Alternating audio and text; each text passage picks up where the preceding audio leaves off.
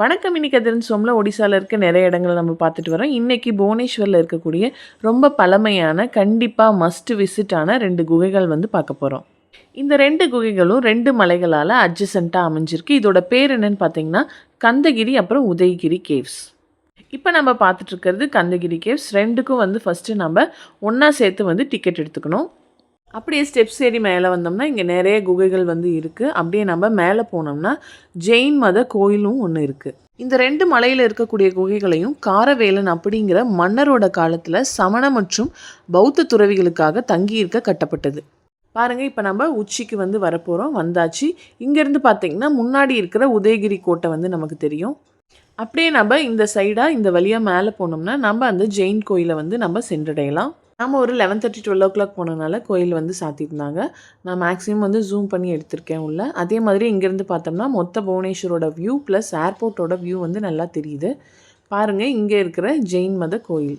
நாம் இங்கே வந்திருந்தப்ப நம்ம தமிழ்நாட்டிலேருந்து ஒரு 15 நாள் டூராக வந்து நிறைய பேர் வந்து வந்திருந்தாங்க. அதில் வந்து அவங்க கூட கொஞ்சம் நேரம் பேசிகிட்டு இருந்தோம். சிதம்பரத்துலேருந்து வந்ததாக சிலர் சொன்னாங்க.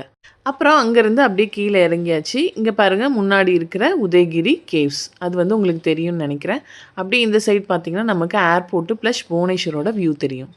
அடுத்ததான் இதுக்கு அப்படியே முன்னாடி இருக்கக்கூடிய இந்த உதயகிரி கேவ்ஸ்க்கு வந்து நம்ம வந்திருக்கோம். இதில் வந்து 2 ஃப்ளோர்ஸாக வந்து கட்டியிருக்காங்க. நடுவில் இருக்க ஃப்ளோர் பார்த்திங்கன்னா ரொம்ப அகலமாகவும் நிறைய குகைகள் இருக்கிற மாதிரி இதில் வடிவமைச்சிருக்காங்க.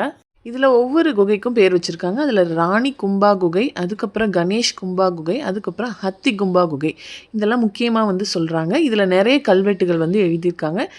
வாங்க இந்த குகைகளை வந்து பார்க்கலாம். இதோட ஹைட் வந்து பார்த்திங்கன்னா உட்கார அளவுக்கு தான் இருக்குது, நிற்கிற அளவுக்கு கிடையாது. ஏப்ரல் எண்டில் வந்து இங்கே போனது, செம்ம வெயில் அடித்தது.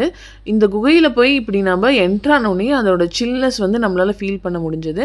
அதே மாதிரி தண்ணீர் போகிறதுக்கு இந்த வடிகால் வசதியும் வந்து அமைச்சிருந்தாங்க.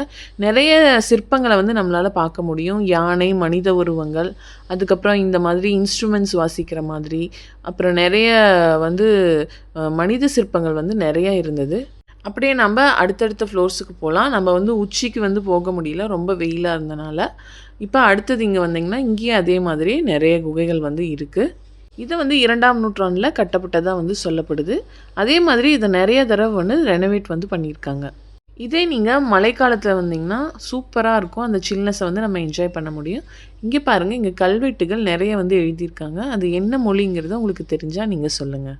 எக்கச்சக்கமான குகைகள் வந்து இங்கே இருந்திருக்கு. தற்போது உதயகிரியில் 18 குகைகள், அதே மாதிரி கந்தகிரியில் 15 குகைகள் இருக்குது. இந்த வீடியோ உங்களுக்கு பிடிச்சிருந்ததுன்னா அதிரன் சோமை சப்ஸ்கிரைப் பண்ணிவிட்டு லைக், ஷேர், கமெண்ட் பண்ணிவிடுங்க. பாய்.